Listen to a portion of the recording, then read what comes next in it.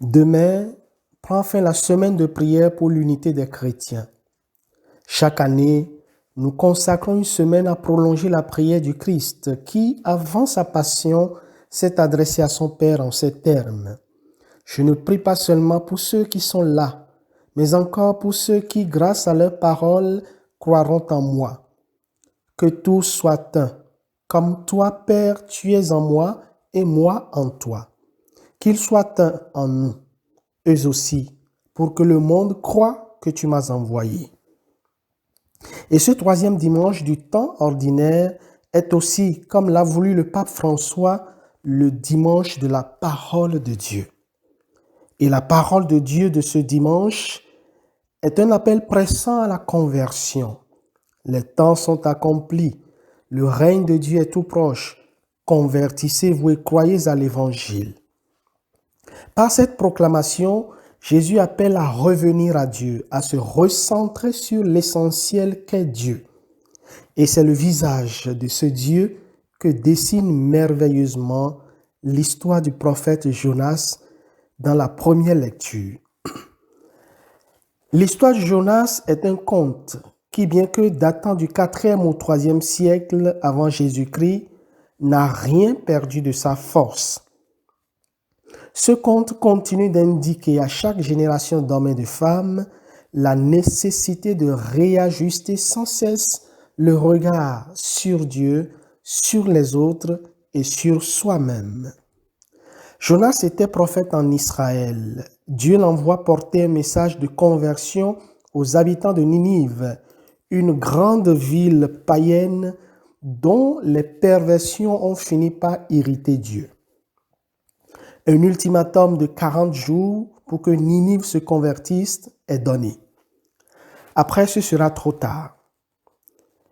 Pour se soustraire à cette mission périlleuse, car Ninive était l'ennemi juré d'Israël, Jonas s'embarque pour Tarsis, une ville lointaine. Au cours de la traversée, une tempête se lève. Le bateau menace de couler. Comme c'était de coutume à cette époque, on chercha qui, parmi les embarqués, serait la cause de ce malheur. Jonas, qui ne peut s'empêcher de penser que sa désobéissance en est pour quelque chose, alla lui-même se dénoncer. Pour sauver l'embarcation et calmer la fureur de Dieu, Jonas fut jeté à la mer. Dieu donna ordre à un énorme poisson d'avaler Jonas pour le mettre à l'abri. 3 jours plus tard, Jonas est recraché vivant sur le rivage. Jonas a compris la leçon. Et quand Dieu réitère sa demande, Jonas, bien qu'à contre-cœur, se rendit à Ninive pour délivrer son message de conversion. Contrairement aux prévisions pessimistes de Jonas, son appel à la conversion reçut plutôt un écho extrêmement favorable. Toute la ville, jusqu'aux animaux, fit pénitence et se tourna vers Dieu, qui renonça alors au châtiment dont il avait menacé Ninive. Jonas supporta mal que Dieu renonce à châtier Ninive, le puissant ennemi d'Israël. Mécontent, il alla s'installer hors de la ville, sous une hutte. C'était en plein soleil d'été. Jonas est frappé d'insolation et est au bout de ses forces. Dieu fit alors pousser un arbuste, un ricin, pour le protéger de la chaleur. Jonas retrouva un peu de fraîcheur, se trouva mieux et même retrouva sa bonne humeur. Seulement, le lendemain, Dieu envoya un ver piquer le ricin qui se dessécha. Jonas s'emporta contre Dieu, lui reprochant d'avoir laissé l'arbuste qui le protégeait du soleil se dessécher. Et c'est alors que Dieu réplique. Toi, tu as pitié de ce ricin qui ne t'a coûté aucun travail et que tu n'as pas fait grandir, qui a poussé en une nuit et en une nuit a disparu.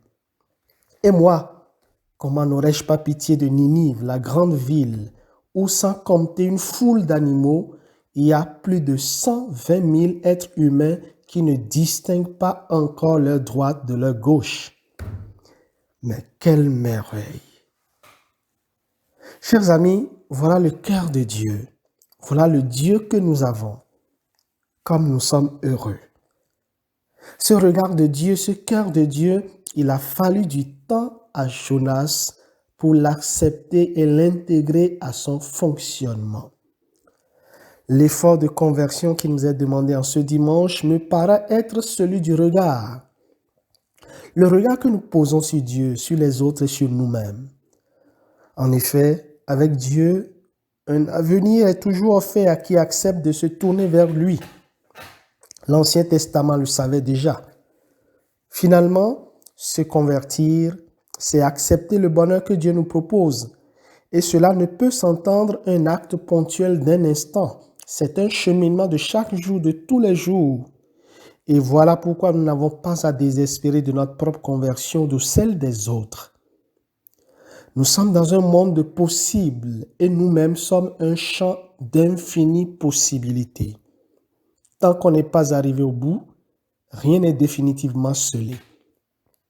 Dieu est celui qui ne se lasse jamais d'espérer et d'attendre le retour de l'homme vers lui. Puisse la grâce de Dieu nous soutenir sur nos chemins quotidiens de conversion et de retour vers Dieu. Amen.